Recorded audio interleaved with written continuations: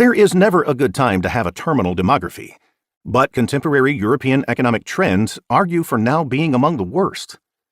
A rapidly shrinking working-age population, paying a higher tax rate to support an ever larger retiree population, means Germany's already weak ability to absorb its own production weakens further. It is more important than ever for the Germans to have a place to send their wares. Germany's biggest exports by value are automotive, with 80% of the cars Germans manufacture at home being sold outside of Germany. The European Union is no longer that place. While few countries have as poor a demographic structure as Germany, most of those in the running are also within the European Union. The rest of Europe has aged beyond being able to serve Germany as an export sink. Europe isn't economically capable of filling that role, even if its demographics were healthy. At least some portion of the continent has been in recession at any given time between 2007 and 2020. Because the Germans provided the largest chunk of the financial assistance required to bail out the EU's failing members, but Berlin conditioned that support on budget cuts. Europe's weaker countries are Europe's weaker countries because they lack Germany's sublime economic geography. The state spending of these weaker states is part of what helped those weaker states close the gap with the Germans. German-imposed austerity gutted growth potential, and from it, Europe's capacity to absorb German products. Northern Europe, with all its flats and seas, is a rough-and-tumble region, with everyone in everyone else's face all the time. Germans, right in the middle of it all, have little choice but to treat military issues the same way they treat everything else, by being better. Germany's very strength invites panicked challenge. The rise and fall of Germany is European history. The only way the Europeans have ever discovered to prevent this never-ending cycle of wars is to change the game, to bring in an external security guarantor who forces everyone to be on the same side. In Europe, the institution that operationalizes the American-led order is the North Atlantic Treaty Organization. The NATO alliance shoehorned all European militaries, Germany included, into a single command and logistical structure under American strategic and operational authority.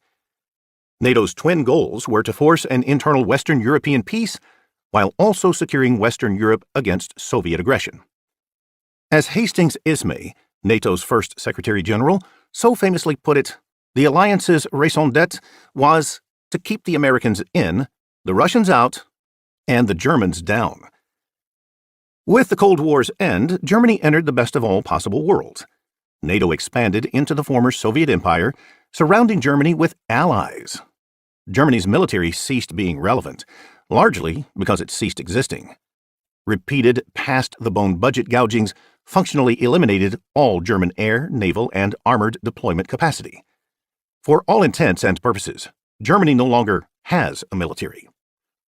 From 1990 until 2020, this has been fine. After all, Germany didn't face major security threats. And so the spotlight shifted from NATO to the parallel European institution formed by the Europeans themselves, the European Union. Unlike NATO, which benefits from a very large and in-charge leader and a crystal-clear founding goal, the EU tends to muddle through. Is it an economic union? A financial union? A political union? A counterweight to the United States? A free trade zone? As of early 2020, the EU has 27 members. The British left the EU in 2019, and if you ask the EU's collective leadership any of these questions, you will get at least a half dozen different answers. And that's before getting down to the nitty-gritty details of bank bailouts, or debt levels, or negotiating authority, or political norms, or voting parameters. Even relatively mild disputes require the heads of state hashing out the details during multiple all-night summits.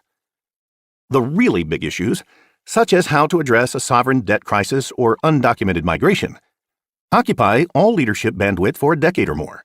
There's also the not-so-minor issue of who's in charge. Formally, the EU presidency rotates among all the members for 6-month terms. Under the order, this slowly, softly, oddly ambling path to integration was fine. The Americans did all the heavy lifting on the security front via NATO, on the global front via their Navy, on the energy front via their position in the Persian Gulf, on the raw materials front via their primacy in the Western Hemisphere and their alliance with Australia, and on the trade front via the World Trade Organization, as well as keeping all of Europe lined up on the same side.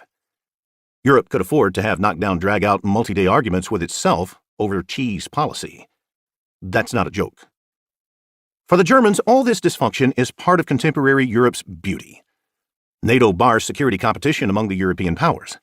No matter how messy or awkward or myopic the EU might become, keeping the field of competition purely economic enables Germany to be physically intact and industrially dynamic. For Berlin, that's what matters. That's all that matters. With wealth rising, stability assured, and the Germans quiescent, many Europeans have come to believe in a heady dream that after centuries of living in the world's most blood-soaked lands, they had finally achieved a sort of historical escape velocity.